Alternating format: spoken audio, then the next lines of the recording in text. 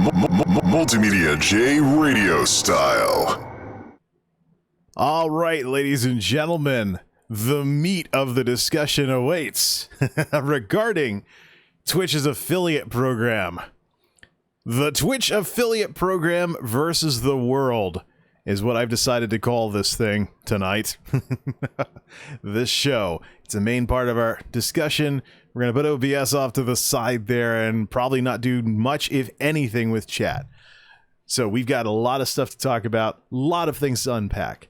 So the Twitch affiliate program, as far as I'm concerned, is as much as it would be cool to have access to Twitch Primes and Amazon Primes, particularly if I have an audience over on YouTube that's not really interested in Twitch, but wants another free way of supporting my channel without actually, besides, of course, watching without ad blockers. The biggest draw to Twitch affiliate for me is the Twitch Primes and subscriptions and stuff. But that is going to come with very severe drawbacks, as anybody who follows how Twitch does stuff can tell you. Twitch is incredibly infamous for their stuffy exclusivity agreements with streamers. Now, you think about what exactly does it take to become an affiliate? You have to stream a certain amount of days. You have to stream for certain amounts of hours. You need to have a certain small follow, like 50 followers or whatnot, which just stay consistent enough. And much like YouTube subs, you'll eventually tick up to that. And then you need 3 concurrent viewers. Here's the thing. Streamlabs, Stream Elements, whatever you use for things like donos and stuff, sometimes that counts as viewer 1. Or in my case, maybe I count as viewer 1 because I have the stream manager open all the time, so that if I change my stream information, it will bounce over to Twitch and update and actually insert a chapter marker, so the VOD will actually have chapters and stuff. So I think it's either Streamlabs, Stream Elements, it might be Stream Elements, or it's my actual stream dashboard counting as 1 viewer. So if you have 0 viewers on Twitch, you're doing something wrong. So it's also worth noting that the viewer count can be woefully outdated. Your stream could be getting hosted somewhere, and that might not count because they're watching through an embedded player.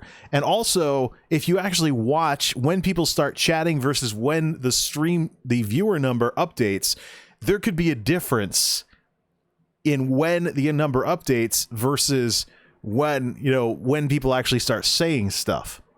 So remember, this is a database thing. It's a polling rate, and it's constantly going up and down because people are constantly coming and going. So you could, if you think you don't have any viewers, you could be destroying your content and your ability to have a successful stream because you think nobody's watching and you don't put on a proper show for people. So people are coming in, they're seeing you're zonked out to like 0 viewers or 1 viewer or whatever, and then they leave because you're boring them. So, yeah, it's not a good idea to get too obsessed with the viewer number. Plus, if you have a quiet stream like myself where maybe somebody will show up, you can use it to generate YouTube content thanks to the lovely little export feature that Twitch actually fixed after I came over here. So, but Twitch affiliate is when you get 3, which, of course, if you have 1 because you're doing something, that means 2 concurrent viewers, essentially. And you have to average that for a month. So that's next to nothing. Get your friends to tune into your streams. You can get that very easily. The thing is, I'm not so sure I'm in any kind of rush to really get too involved in the Twitch ecosystem because of what being an affiliate means. Twitch stands alone in today's streaming world because of the stuffy exclusivity nonsense. Trying to think of some good words that aren't the same things over and over again. I need to get a thesaurus over here. So when you look at what Twitch is versus what YouTube, Facebook, Mixer are, you'll find that Twitch stands alone with this stuffiness. Now, Devin Nash had a video a while back, December 2019, about how Twitch holds streamers back. And he talked about Twitch exclusivity. There may have been some stuff in that video now that has gone obsolete, or maybe something's been updated or something, or maybe he just made it sound like it was worse than it was. But when it comes to Twitch exclusivity, That doesn't apply to everything. It doesn't mean that you can never stream anywhere else ever again. It only applies to content that's generated via Twitch's services, and the legalese in the affiliate agreement goes along with that. So, what inspired all of this? Well, I've run into some situations where Devin Nash and Linus from Linus Tech Tips have been playing fast and loose with some of this exclusivity. So here is Tuesday. This is a Twitter post, by the way. I wrote, Devin Nash is not following the 24-hour rule. Maybe I should quit being so worried about it. But it is TOS. But so this is Devin's video about the DMCA Twitch copyright Mageddon. His version of my Twitch copyright Mageddon discussion about the DMCA. Posted Tuesday, June 9th. This was a screenshot I took at 3:48:26. It posted about an hour before, so 2 something. Problem is, when you work out the time zones and stuff, he might have still been live. This might be not necessarily 24 hours after his stream. Now, what do you mean by that? According to the affiliate agreement, the 24-hour rule applies to when your stream ends, not when it begins. So that's where I think he might have played a little fast and loose with this rule. Now, I'm not going to make a big deal out of it. I mean, people make mistakes, and quite frankly, this was a hot issue that no doubt Mr. Nash had ants in his pants, couldn't wait to get his video on YouTube, and maybe he forgot that little detail. I'm giving this guy the benefit of the doubt here. And furthermore, I should also mention that when it comes to streamers versus Twitch, I'm on the side of the streamers. I think the exclusivity is nonsense, and it will eventually turn into a deterrent for people using this platform. I think one of 2 things is going to happen. Either more people are going to smarten up as to what exactly the streaming market is evolving into with the rise of YouTube, Facebook, and Mixer, and those 3 platforms not having this kind of stuffy exclusivity stuff. I went looking through their terms of service. I couldn't find anything. So, and I know YouTube doesn't have it. I've looked through their terms of service too. I'm very familiar with those. I'm a YouTube partner. I've been monetizing since May of 2016. So it is Twitch and Twitch alone that has this stuffy exclusivity stuff going on. And speaking of interesting situations, here's a little something that I ran into very recently, and I made sure to do a screenie and also put it together in PowerPoint. Linus from Linus Tech Tips. Multi-streaming with a sub button. Not good. Now, I don't know. That assumes that Linus didn't negotiate into his Twitch partner agreement that they let him multi-stream because he's such a huge creator over on YouTube. And so in order to get Linus content on Twitch, in addition to his massive following on YouTube, they would have to let him multi-stream. Same thing with Devin. I don't know the terms and conditions of his partner agreement, whether he tried to negotiate something in or not. But Linus is a much larger creator. I think Twitch actually would lose quite a bit of their ability to have technology content on here if somebody with 23,000 people watching on YouTube at the same time he has 4,000 people watching on Twitch didn't have something in his partner agreement that allowed for multi-streaming. But this, if that doesn't exist, is TOS. It's right there in the affiliate agreement of all things that there's a 24-hour cooldown period when it comes to content that's generated via Twitch's services, like when you stream on Twitch. 24-hour cooldown. I've been actually trying to work with that, even though I'm not an affiliate. And so, just to get used to it. And I think it might also be a good idea as well. I actually think I should do at least a 48-hour cooldown on all content going from live stream to YouTube, for one very simple reason: the VCR effect. I've talked about this. I've tried to bring this up in various streamers' chats, and they all seem to be antagonistic to the idea that the VCR effect can even exist. But here's the thing.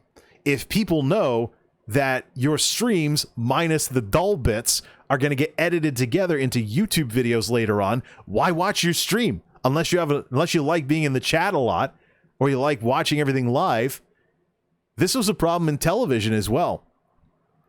A lot of TV show producers and companies like Fox have experimented with varying degrees of streaming over the years. I used to be a big fan of Fox On Demand back in 2009, 2010, before Hulu became what it is, and Fox locked so much stuff down because I don't have pay TV.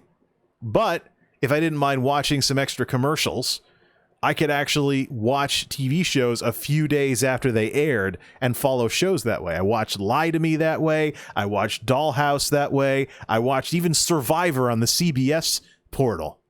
So this idea of media exclusivity is not something I'm unfamiliar with. And I know why Twitch goes for it, but they're not going to want to keep going for it if the market goes in the direction that I think it's going to go in. I already think that the competing platforms for live streaming are succeeding because of YouTube's failures. But if YouTube gets their act together, you now have a juggernaut of you have the leading upload platform in the entire world, now a juggernaut for streaming, and they know how to balance everything out together between streaming and uploads. When that becomes a player in this market, all of these other platforms are in big trouble. Quite frankly, they should all be scrambling to make themselves better. And I see signs that all of them are. But this whole situation with Linus, I hope it's in his agreement because, quite frankly, 23,000 on Twitch would be a massive stream. So he's got 23,000 people watching on YouTube at the time I snapped this because he was building computers and stuff.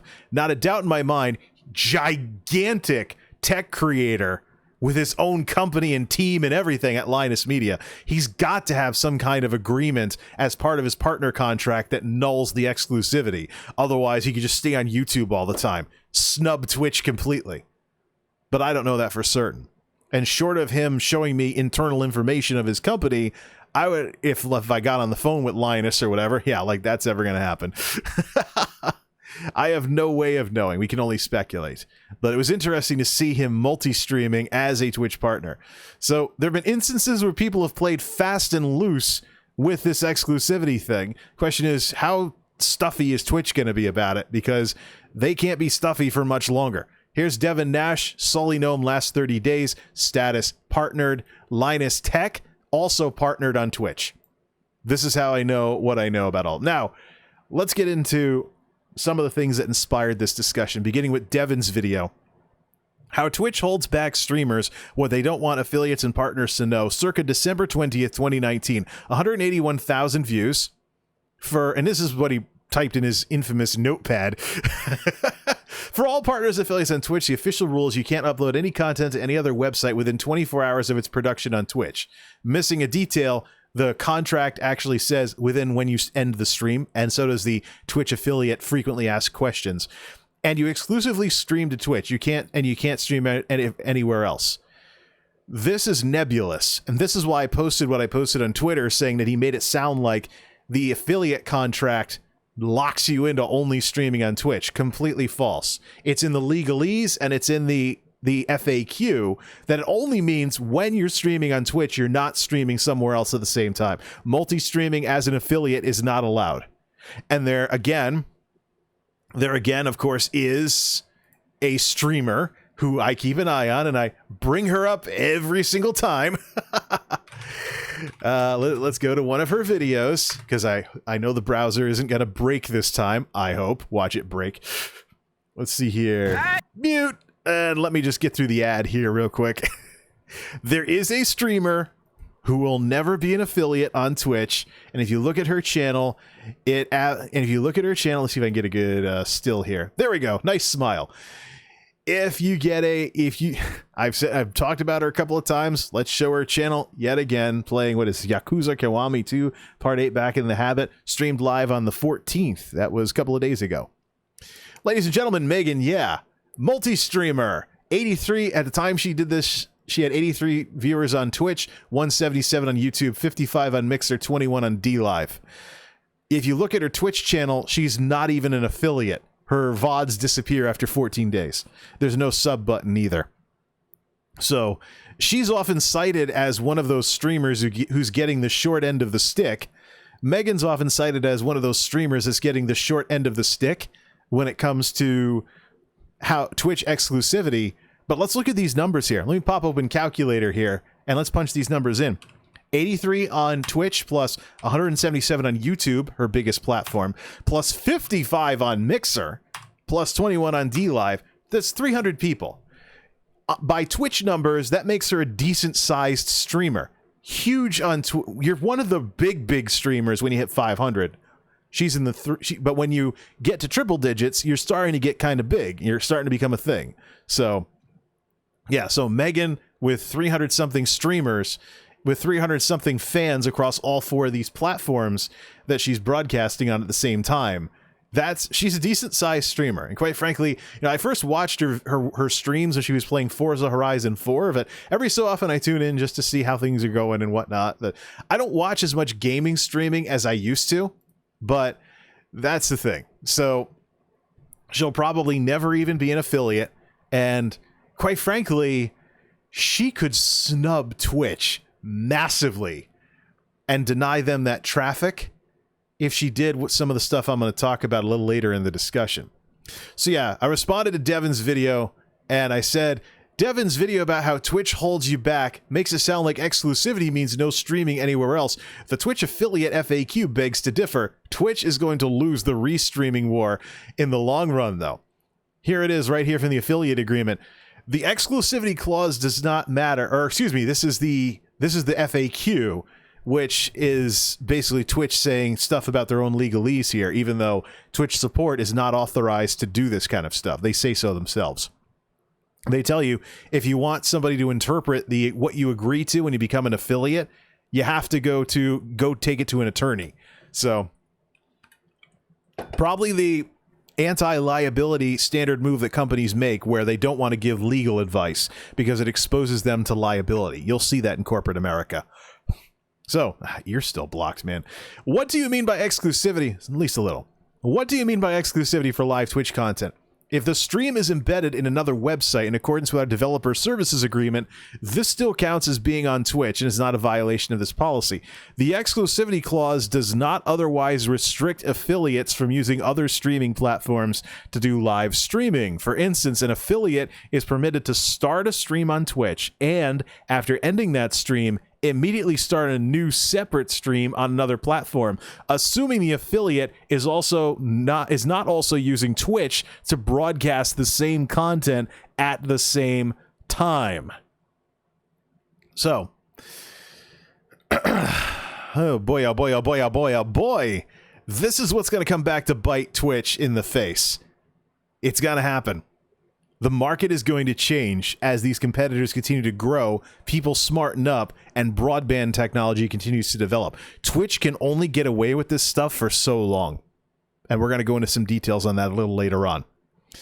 Let's look at some of the marketing material for the affiliate program. Streaming is fun in games, but is also hard work. We recognize our streamers' dedication and talent. We're taking another step forward to ensure Twitch continues to be the best streaming platform in the world for everyone. Introducing the Twitch Affiliate Program. The Twitch Affiliate Program puts qualified streamers one step closer toward the dream of making a living from their passion. Twitch affiliates can start earning income on Twitch while they build their audience and work towards the coveted status of Twitch partner. Ha ha. Ha ha ha ha. That's another thing that's going to come back to bite Twitch in the you-know-what. This exclusivity thing is going to ruin everything. It's a matter, not if, but when. Click here to see a full comparison of all features for affiliates and partners. Now, here is where the affiliate program really sours me. Oh, I might have some duplicates in here. This article explains how qualified broadcasters start monetizing their channels. Let's see here. Criteria for affiliate. Likely to change as we develop the program. 500 total minutes broadcast within 30 days, 7 unique broadcast days, an average of 3 concurrent viewers over 30 days, and at least 50 followers. You'll get notified when you're when you're invited into the program. Affiliates can earn revenue from subscribers, ads, and bits, subscriptions, cheering with bits, as well as advertising revenue share. Now, here's a kicker with the whole earning revenue thing. Twitch is selling it like you can monetize your channel.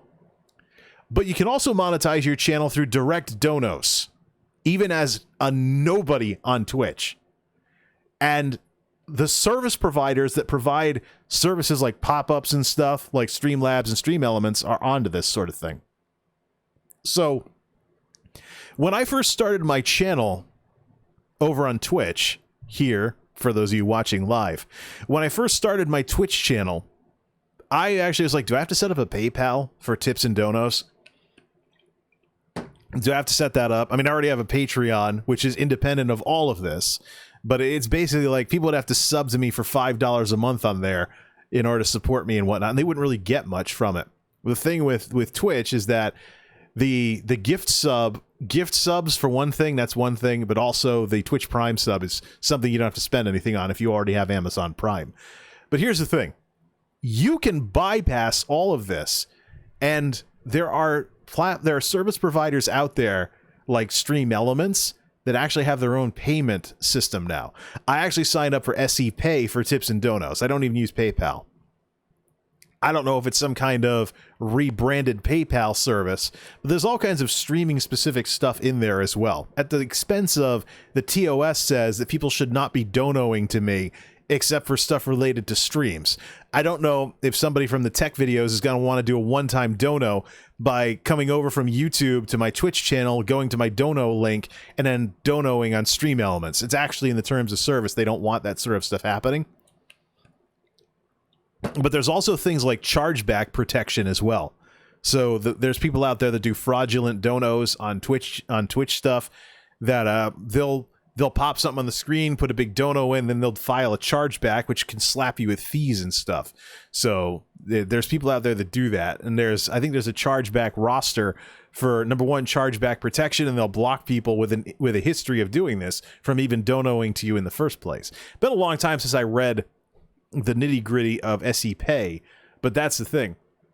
Services like SE Pay allow you to bypass all of this and therefore take away a lot of the draw to something like this. Of course, bits, fun part is you just buy bits and Twitch handles everything and they get a cut of what goes on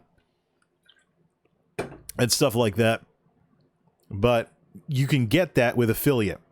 Can I be a partner in affiliate? No. What monetizations? We've already talked about that. Now, here is the chart that really started to sour my view of the affiliate program and get me to think it's only good for getting access to Twitch Prime and not much else.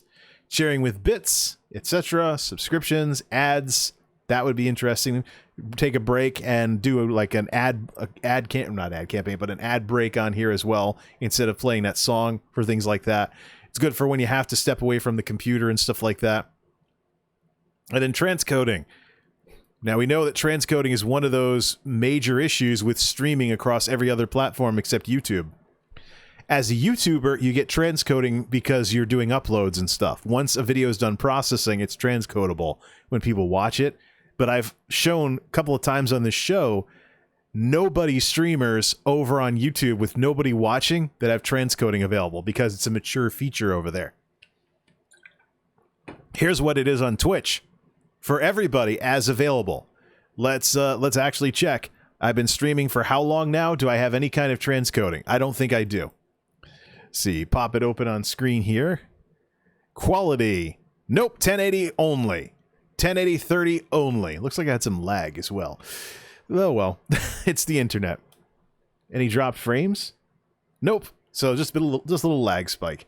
So yes. All this time, been here like what, month or two now? Still no transcoding.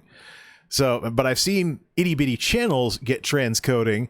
But here's the thing: as available, Twitch affiliate as available with priority access. So, only partners get full access to transcoding.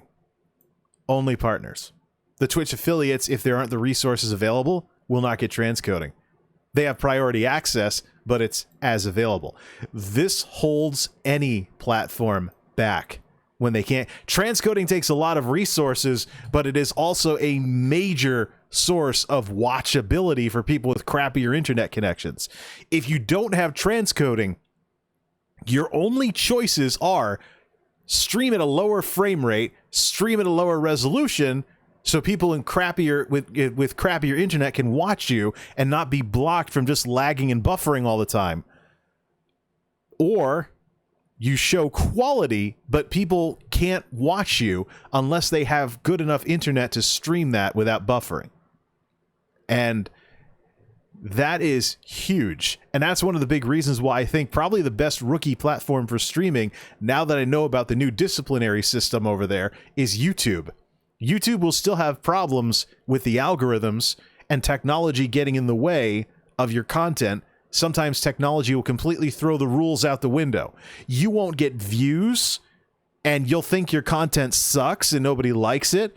But what really matters, what's really going on, is some kind of technical glitch somewhere. I'll give you an example. Over on my YouTube studio right now, there is a problem where I have one set of analytics telling me my channel is in free fall and I'm losing viewers, watch time, subs, and money all over the place.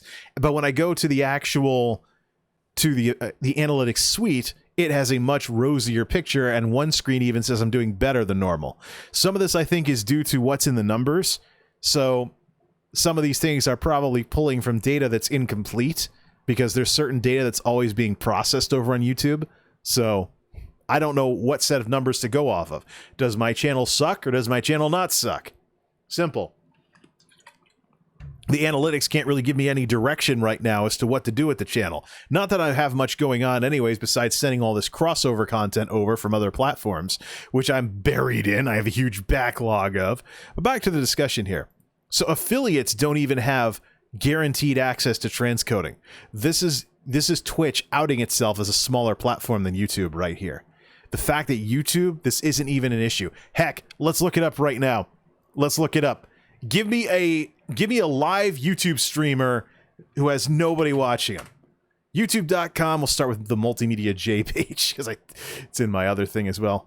Let's see here. I want to find somebody streaming. Let's see, the live category. Let's find somebody streaming ESO in the middle of the night. So who's live now? Live Now Gaming. 3.4K. Let's find Live Now Gaming.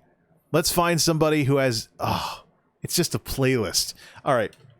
Elder Scrolls Online. Show me live results. Extra clicks is unfortunately a problem, because extra clicks equals a drop in traffic. Oh, here's a let's play. Daxon Gaming. 2 people watching. Oh wait, no. Elder Scrolls Grind, Late Night, Ashikaga, Lysol Ashikaga, 1 viewer. Ayo, this is my life. This channel will include sessions, nights with the boys, and some gaming, such as Call of Duty. Add me on something.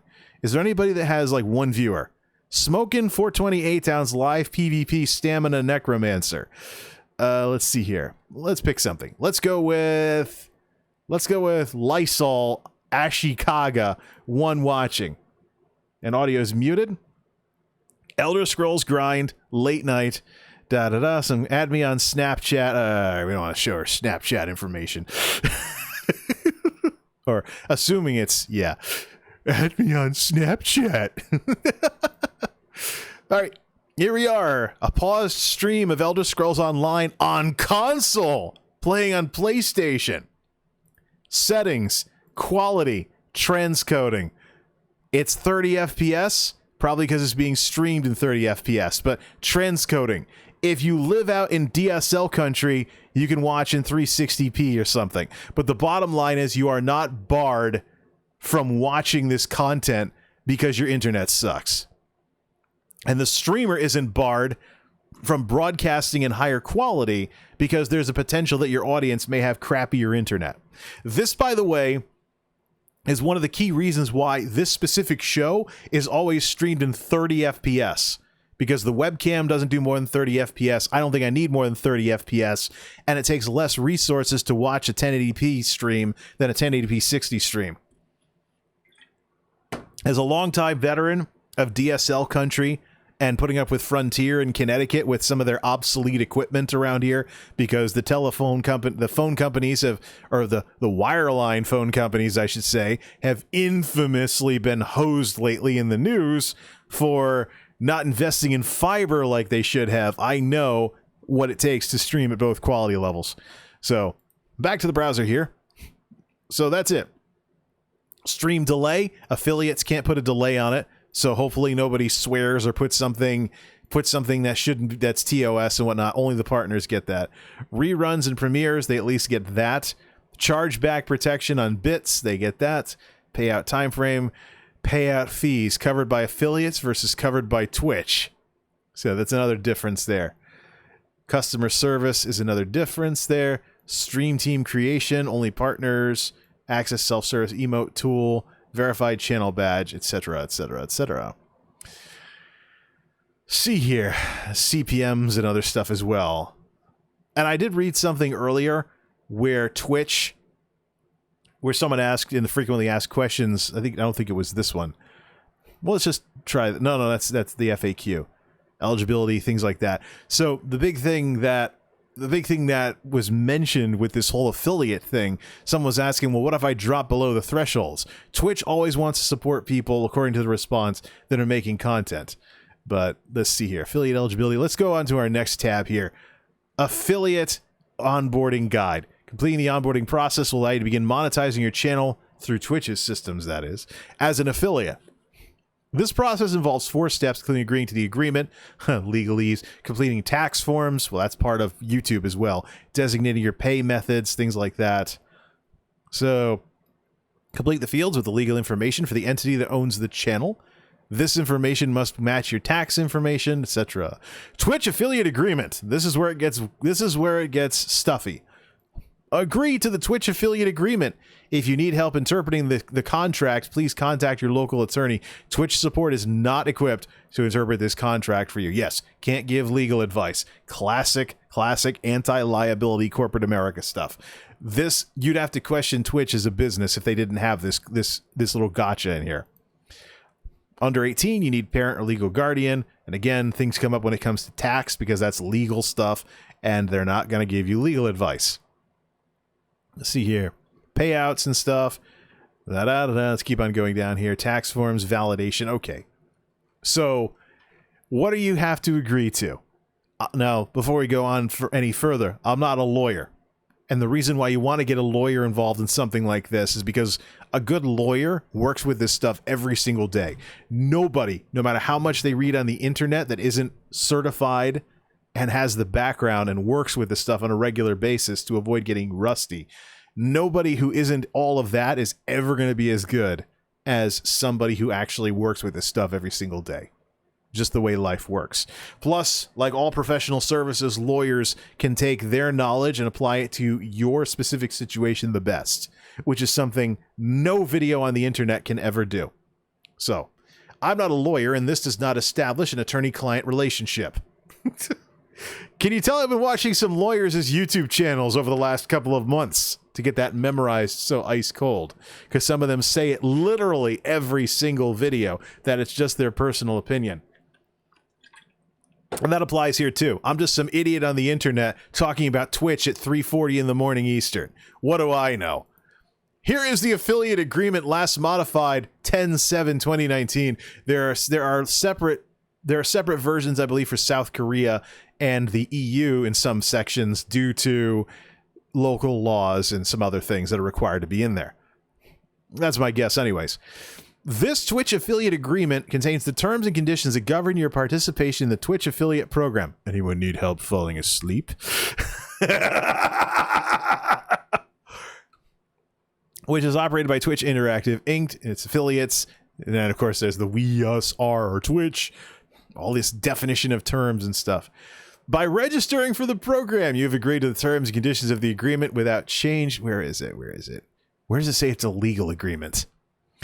Oh, there it is. Without change, and have entered into a legal contract between you and Twitch. This is serious stuff. So if this contract is too stuffy, oh well. And this is the problem I have with the affiliate agreement being you only need 3 concurrent viewers. It's the perfect program to rope people in who don't know what they're doing yet and may miss this little bit. Blow this up to making it much bigger. Well, maybe not that big. By registering for the program, you've agreed to this without change, have entered into a legal contract between you and Twitch. Provided, however, this agreement shall not be effective until we determine that you are eligible to participate in the program The Twitch terms of service separately govern your use of the Twitch service. To the extent there's any conflict between this agreement and the TOS, the agreement takes precedence. All capitalized terms not defined in this agreement have the respective meanings set forth in the terms of service. This is something a lawyer would insist on putting in there. Description of the program. The program permits you to monetize the broadcasting, streaming, distribution, and exhibition of your user content through the products, services, or programs described herein. So here's where the stuffiness begins, not just because it's legalese or anything. And here is where Devin's video focuses in on. 2.2, live content exclusivity. Solely for any live audio-visual work you choose to provide to us as user content. Again, saying that you chose to push the go live button. You choose to provide as user content, starting from the beginning of the initial broadcast of any such live Twitch content and continuing for a period of 24 hours following the end of the initial broadcast of such content, exclusivity period. Such live Twitch content is exclusive to Twitch, even as to you. So, the cooldown for the affiliate 24-hour rule, it starts at the end of the broadcast. Now, I'm thinking of doing 48 hours to combat the VCR effect, even though I'm not even an affiliate. But there you go. This is why I was chuckling about that whole situation with Devin Nash releasing that YouTube video a little too early. Because I know when he streams Pacific, translate over to when he streams Eastern, he missed this. So, but that's on Twitch to chase after him for. Quite frankly, I'm on Devin's side when it comes to this disagreement over how Twitch treats their own people. So, such live content is exclusive. During the exclusivity period, you will not nor permit or authorize any third party to broadcast, stream, distribute, exhibit, otherwise make available such live Twitch content in any manner. Notwithstanding the foregoing, you have the right to make any live Twitch content available during it solely via the Twitch services. So, embedded Twitch player, the VOD, things like that. So that's why there have been a couple of times where I couldn't wait for something to go to YouTube. I just post the VOD on Twitter instead and then replace it with the YouTube video later, because YouTube is the long-term home for where these shows end up once I'm done broadcasting. Twitch's support for uploads is not as robust as YouTube and can be quite fickle at times. So, plus, the algorithms to help people discover my content on Twitch are not as well developed as they are on YouTube. There's just no comparison between the services. I've seen it for myself, with videos getting completely delisted even when you tried to browse for uploads related to things like ESO and whatnot. Already tested that during Twitch's experiment a couple of years ago with uploads before they made it affiliate only. After the exclusivity period, the license to such live Twitch content will become non-exclusive, and you'll have the right to broadcast, stream, distribute, exhibit, and otherwise make available such live Twitch content in any manner and format desired by you. The initial broadcast means the initial broadcasting, streaming, distribution, or other exhibition of live Twitch content via the internet, whether such live Twitch content is broadcast on a real-time live basis as the subject event is occurring, or such live Twitch content has been pre-recorded and is being initially broadcast for the first time via any manner or method of streaming. Now, this is one of the reasons why, when we looked back at the affiliate question about VODs and stuff, if you just play a VOD over and over again, it doesn't count, of course, obviously, as the first time you streamed it. The big thing is, when you hit that go live button, the cooldown, you basically are under the terms of the cooldown. And then, of course, the cooldown starts after you hit stop streaming and your broadcast stops. This, ladies and gentlemen, is unique to Twitch. This kind of stuffiness and exclusivity is unique to Twitch. Over on Twitter, twitter.com/MultimediaJay, I've actually posted links to the Mixer partner guidelines, as well as Facebook's Level Up program. And I'm familiar with YouTube because I'm already a YouTuber and very familiar with what I can and cannot do over there. So, this stuffy exclusivity is unique to Twitch.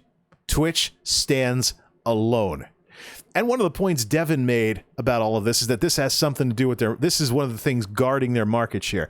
I don't entirely agree with him on that.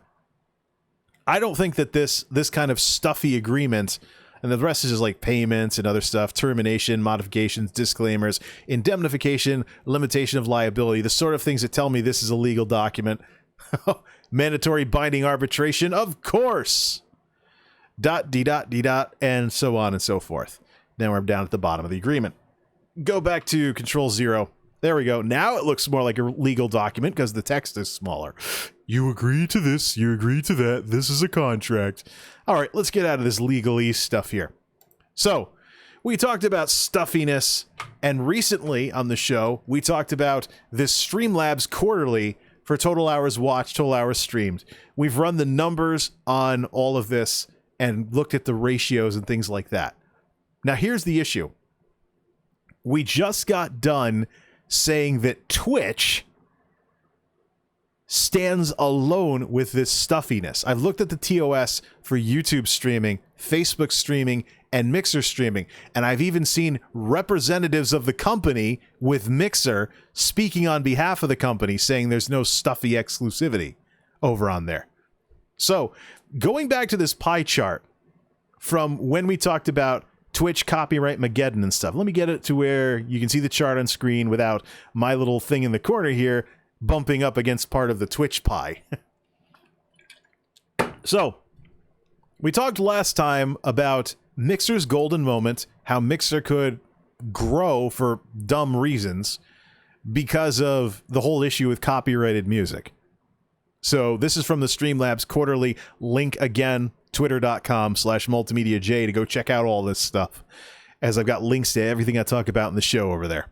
This might be a little more buried because it's a bit further down because we talked about it in previous shows, and I don't want to spam my Twitter with the same stuff over and over again. But it is there. Do some scrolling with that little mouse wheel or tap the screen or whatever and check it out. So, Twitch stands alone when it comes to this stuffy exclusivity. Now, YouTube gaming last go round represented about 22% of the market. Facebook 11%, Mixer 2%. Now, it's easy if you're used to Twitch to interpret this pie chart as each of these being separate entities, and they are technically competitors in the streaming market. However, the one thing that separates Twitch from literally everything else is this stuffy exclusivity. Every single one of these other platforms has their issues. YouTube has their issues with algorithms, too much technology that is often in a state of beta on release. That's probably a good way to describe it. So you'll have situations where you think your channel is in the doldrums when in reality something in the algorithm's not working right. There have been times very recently where I thought I should give up on YouTube entirely, and then something posts to the whole thing for creators, hey, we found this known issue, it's interfering with da-da-da. One of the common ones is when videos don't go to your subscribers on YouTube. A long time complaint for content creators over there.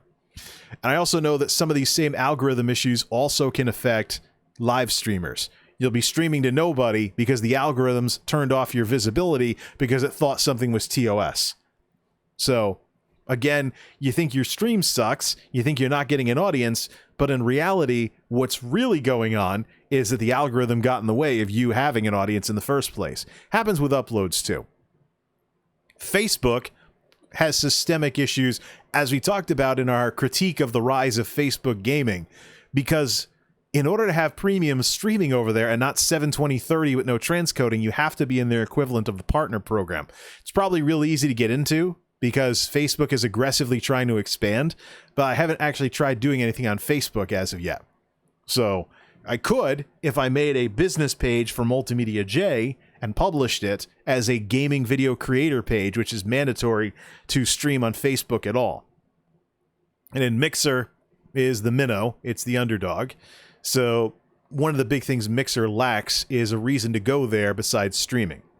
Twitch has the integrations with Amazon. And there's watch parties and other cool stuff as well. YouTube has YouTube. Facebook is Facebook. Mixer is just Microsoft Internet Explorer streaming-ish, whatever you want, whatever joke name you want to apply to Mixer. And it has the worst ratio of stream versus watch out of all four of these.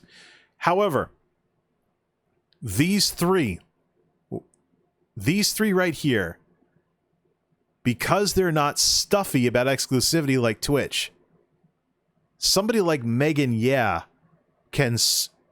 she'll never do this because she's not even an affiliate on Twitch, but she could snub Twitch and multi-stream to these three.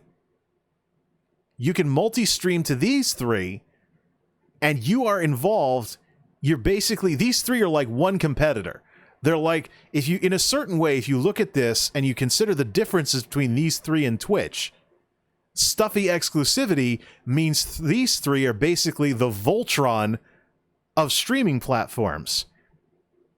If you use a multi-streaming service. Now, sure, you can multi-stream on everything, and Twitch you will never be an affiliate, or you'll risk getting kicked out of the affiliate program if you continue trying to do that after becoming an affiliate. But all three of these are fair game. I've looked through the agreements. I don't see anything like what Twitch has. So, what happens when more people smarten up to this? There are cheap services out there that let you restream to multiple platforms. But what happens when broadband develops to the point where you can stream on all three of these platforms with a 6 megabit 1080p 60 gaming stream? So if you have, for example, even out here in the woods here in Connecticut, the local cable company will sell you service that's 250 down, 20 up. 20 megabit upload speed.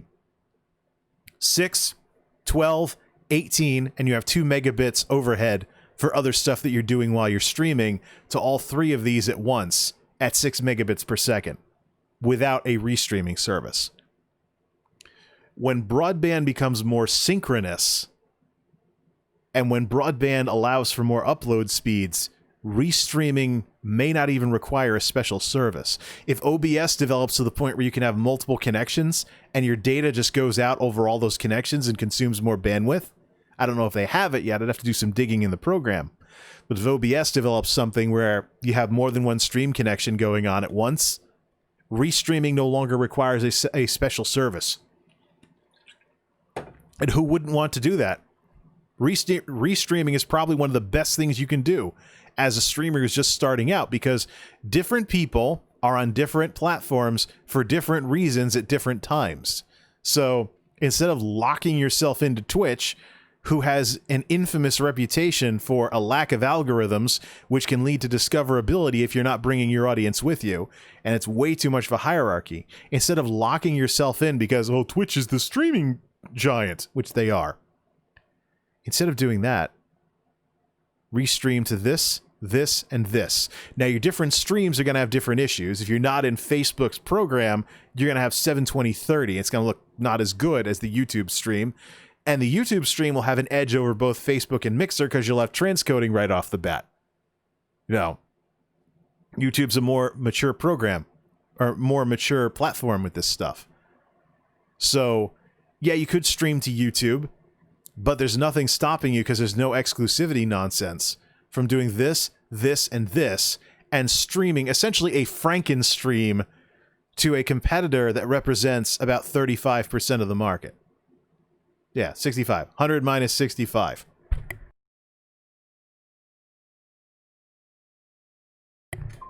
The answer is 35. The answer is 35. Thank you. No problem. That's something I do on the show. If I talk to smart speakers, I'll mute the microphone so that I don't trip other people's speakers, either live or when people watch the video afterwards. But this is it. This is it right here. It's easy to think, if you're too used to Twitch, it's easy to think of this and this and this and this. They're all competitors. They technically are. But because of exclusivity, it's actually Twitch versus the Frankenstream of these three. If you multi-stream to these three, you are basically you're still in the underdog platform, but you have more chances, or you have more, should I say, syndication.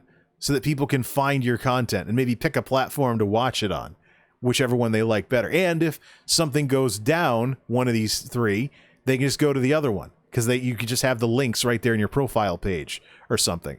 I've actually watched a Megan Yass stream once where Twitch went down in the middle of the stream and everybody went over to YouTube. So it's just... So here's the thing.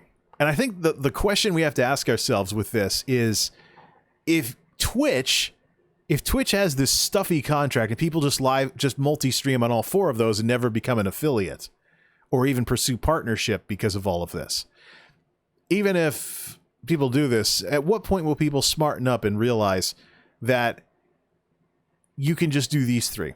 What would that look like? This is the part where we bring out Excel. Here's the Mixer's golden moment spreadsheet once again. And this time, instead of the big four plus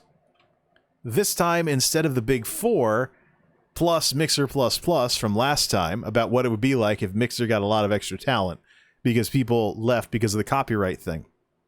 We have two new columns on here. So we have U-Book, which means you multi-stream on YouTube and Facebook. And let's see here. This gives you a ratio for watched versus streamed of 85.356. So just on that alone, it gives you better results than Twitch. Then again, streaming on either of these two would work, but because they don't have exclusivity stuffiness, you stream both of them, you get 85.356. The Franken streams numbers are worse because Mixer's involved, and Mixer has some pretty bad numbers. But even this number is higher than Twitch. So, and that's if you assume that your discoverability is linked to this ratio. What we're not talking about is that when you're on all the competing platforms at once, it works differently. So, you have YouTube, Facebook, and Mixer. They all have their ups and downs. They have different people on at different times. You just watch your viewer counts on all three at once with that plugin like what Megan uses in her streams. And so it could be the case that, yeah, maybe Mixer has lousy numbers, but people find you on Facebook, they find you on YouTube, and they find out that you multi-stream, so they get to pick which platform to watch you on. If YouTube provides the best viewing experience because you're not in Facebook's program yet, you're not in Facebook's partner-ish program, they just go over to YouTube and watch you there and get the better quality. Or Mixer. You know, they can just pick another platform. And so you have discoverability, you're getting out there to all different groups of people on different platforms at different times. And you also have consumer choice. If someone prefers Mixer over YouTube or Facebook, they watch you on Mixer. If they prefer Facebook, they watch you on Facebook. So you have all kinds of things going your way, all kinds of good things to your credit if you do a Franken stream like this. And maybe even to the point where the donos would cover the cost of using a restreaming service like Restream.io. So, again, because of this difference, we're looking at a world where it's not so much about any of these competitor platforms. As long as they don't join Twitch in the exclusivity stuffiness, it's all about these three. These three are like the Voltron of streaming services. So, combined together, they're a sizable competitor. And you can combine together because they don't get stuffy like Twitch does. So, last question related to this discussion. Like I said, the Twitch affiliate program versus the world. The Twitch affiliate program represents the beginning of stuffiness and exclusivity when it comes to Twitch.